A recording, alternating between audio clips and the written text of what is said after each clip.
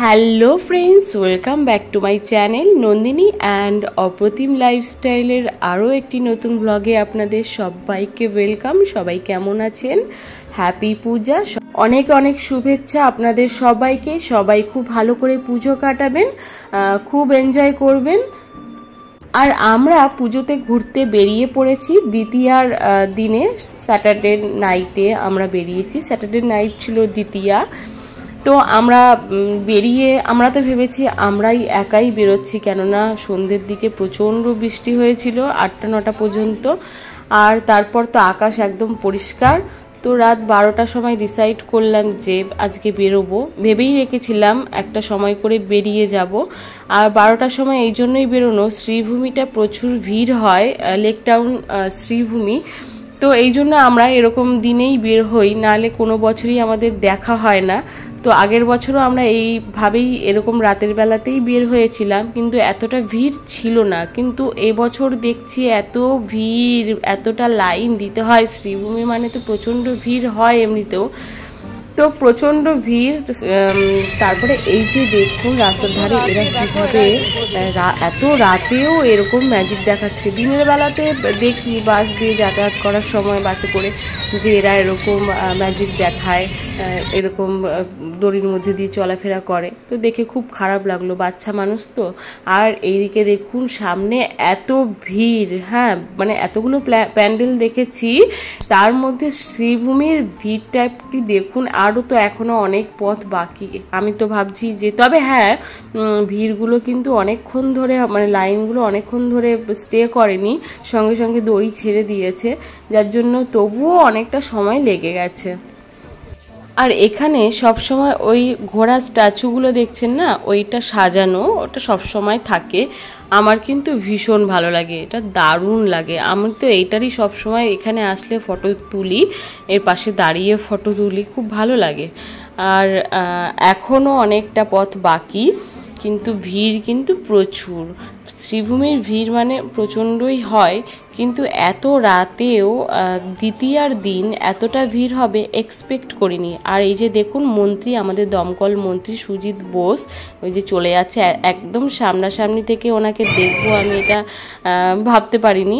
যাই হোক, অনেকবারই মানে দেখার, মানে কোনো ইভেন্টে গেলাম বা কোথাও গেলাম, তো সুযোগ পেয়েও হয়তো দেখা হয় না, উনি এসে চলে গেছে বা কোনো একটা। এবারেও তাই হচ্ছিল জানেন তো, এবারেও আমার একটা ফোন এসেছিলো, আমি ধরেছিলাম, তো তারপরে দেখি ওমা সুজিত বোস এখানে আমার পাশে দাঁড়িয়ে কথা বলছে।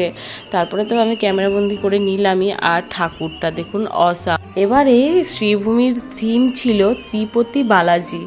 আর ঠাকুরের মূর্তিগুলো নাকি সোনায় মোড়ানো, প্রত্যেক বছরই থাকে, মানে দুর্গা প্রতিমার গায়ে যা যা দেখছেন সবই নাকি সোনার। তো প্রত্যেক বছরই নাকি এটা হয়। তো এবছরও প্যান্ডেলটা খুবই সুন্দর করেছে, আর উপচে পড়া ভিড় হয়েছে, ভীষণ সুন্দর। কিন্তু বেশিক্ষণ দাঁড়াতে দেয় না, এবার বেরিয়ে পড়বো। আর এই যে এখন অনেকটা রাস্তা বেরিয়ে আমরা হাঁটবো, কেননা গাড়ি পার্কিং করা আছে, সেখানে আমরা যাব। আর দমদম পার্কের প্রত্যেকটা ঠাকুর আমরা দেখে নেব। তো আমরা এখন যুদ্ধ জয় করে ফিরছি, প্রচন্ড লাইন ছিল। আর এখন কটা বাজে? 2:20। আর এখন যাব আমরা, এখনও যাব ভারত চক্র, তরুণ সংঘ এখনও চলবে। তো আমরা এসে পড়েছি দমদমের তরুণ দল করেছে নীলকুঠি সাহেবদের যে অত্যাচার গ্রাম বাংলার মানুষদের উপর, সেই চিত্রপট ফুটিয়ে তুলেছে। তো প্যান্ডেলটা পুরো অন্ধকারের মধ্যে হলেও প্যান্ডেলটা খুবই সুন্দর। একটু মনোযোগ দিয়ে দেখলে বুঝতে পারবেন এই চিত্রপটগুলোতে গ্রাম বাংলার মানুষের উপর হওয়া অত্যাচারগুলো ফুটিয়ে তোলা হয়েছে। আর ভেতরটা তো খুবই অসাধারণ করেছে। আর এগুলো তো নীলকুঠি সাহেবের পোশাক জানেনি, আর খুব সুন্দর করেছে প্যান্ডেলটা, অসাধারণ করেছে।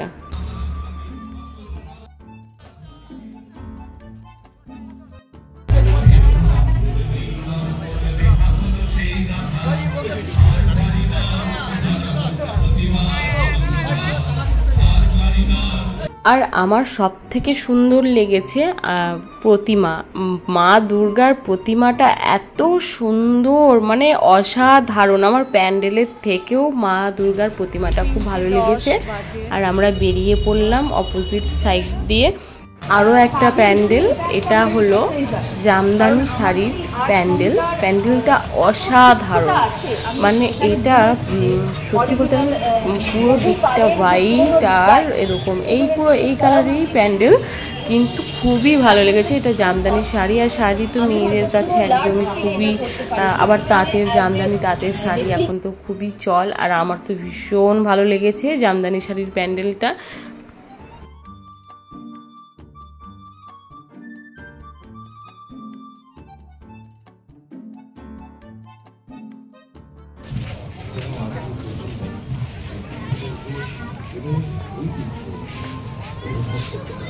তো 3:30 কি 4টে বাজে রাত। আর এই যে দেখুন, এটা হচ্ছে জামদানি শাড়ির কাজ আর কি।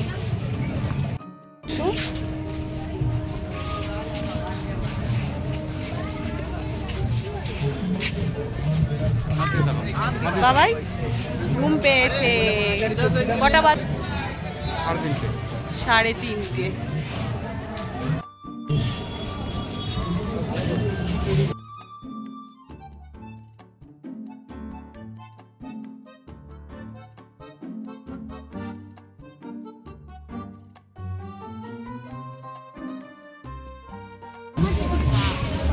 ঘুমিয়ে পড়েছে।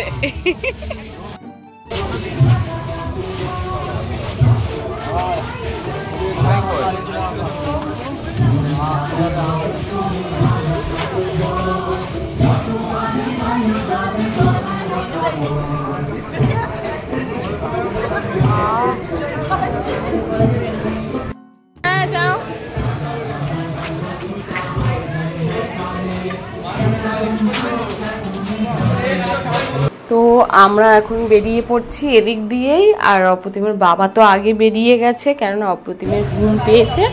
তো আমিও এখন বেরিয়ে পড়লাম, আর দেখি অপ্রতিমের বাবা কোথায় আছে।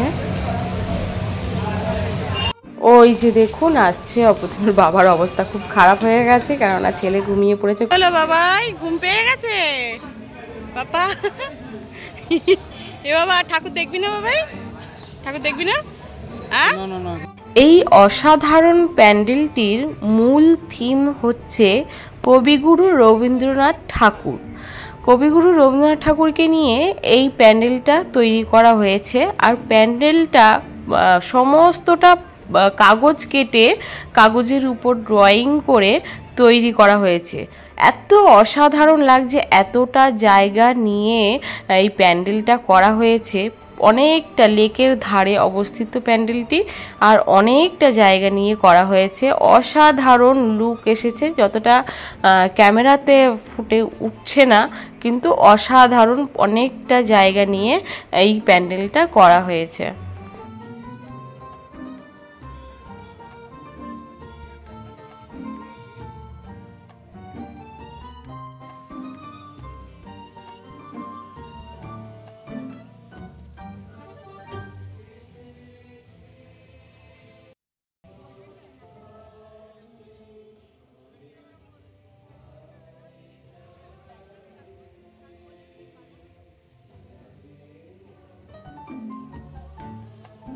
অসাধারণ এক বিশ্বজগৎকে দেখে আমরা বার হলাম। রবীন্দ্রনাথ ঠাকুর যেভাবে নিজের বিশ্বটাকে দেখতেন, সেইভাবেই হয়তো ফুটিয়ে তুলেছে এই পূজা প্যান্ডেলের মাধ্যমে। খুব ভালো লাগলো। আর বের হতে হতে একটু খাই খাই মনে হচ্ছে কি খাবো। যেহেতু শনিবারে বার হয়েছি, আর শনিবার পেরিয়ে তো রবিবার হয়েই গেল, কেননা এখন ভোর 4:30-র দিকে, মানে 4টে বাজে। তো এখন একটু খাওয়া দাওয়া করব ভাবছি। আর ঠাকুর দেখবো না, কেননা অপ্রতিমকে কোলে নিয়ে ঘোরাটা অসম্ভব। অপ্রতিমের বাবার খুব কষ্ট হচ্ছে। তো এখন খাওয়া দাওয়া করে একটু বাড়ি চলে যাব। আর আরেকটা ঠাকুর মিস করে গেলাম, ওইটা হচ্ছে তরুণ সংঘ। ওই ঠাকুরের প্যান্ডেলটাও ভীষণ ভালো হয়, প্রত্যেক বছরই হিট করে। আর অপ্রতিমের তো এই সমস্ত খাবার ভীষণ পছন্দের, তাই জন্য দেখুন ঘুমটা ভেঙে গেছে। তো এখন আমরা নিয়ে নিয়েছি ভেটকির বাটার ফ্রাই, খুবই সুন্দর খেতে হয়েছে। আর এক পিসই নিয়েছি কেননা একটু বড় সাইজ, আর এত ভোরবেলার দিকে তো খাওয়া দাওয়া করি না, যার জন্য এক পিসই নিয়েছি, দুজনে মিলে খেয়ে নিয়েছি। আর আরেক পিস নিয়েছিলাম ভেটকির কবিরাজি, সেটা আর ওখানে দাঁড়িয়ে খাইনি কেননা এত ছেলেটা ডিস্টার্ব করছে, বাড়িতে নিয়ে এসে খেলাম। আর আস্তে আস্তেই দেখলাম ভিটে মাটির একটা করা হয়েছে, প্যান্ডেল করা হয়েছে। প্যান্ডেলটা আসন, গ্রাম বাংলার প্রতিচ্ছবি ফুটিয়ে তুলেছে। আসন তৈরি করা, মা দুর্গার রূপটাও খুব সুন্দর, ভালো। আর মাটির বাড়ি, মানে খুবই অসাধারণ, মানে খুবই সাধারণের মধ্যে অসাধারণ, সিম্পলের মধ্যেই করেছে প্যান্ডেলটা। ছোটোখাটো প্যান্ডেল হলো, ভালোই লেগেছে থিমটা। তো এখন আমাদের বাড়ি ফেরার পালা, এখন আমরা বাড়ি ফিরে যাব কেননা অপ্রতিমের তো প্রচণ্ড ঘুম পেয়েছে, যার জন্য তো এই প্যান্ডেলটাই আমাদের লাস্ট প্যান্ডেল। তো বন্ধুরা, আমার ব্লগ যদি আপনাদের একটু হলেও ভালো লেগে থাকে তাহলে অবশ্যই চ্যানেলটিকে সাবস্ক্রাইব করে একটি লাইক দিয়ে কমেন্ট করে পাশে থাকবেন। দেখা হবে আরও একটি নতুন ব্লগের সাথে, ততক্ষণের জন্য টাটা। আপনারা খুব ভালো করে পুজো এনজয় করবেন।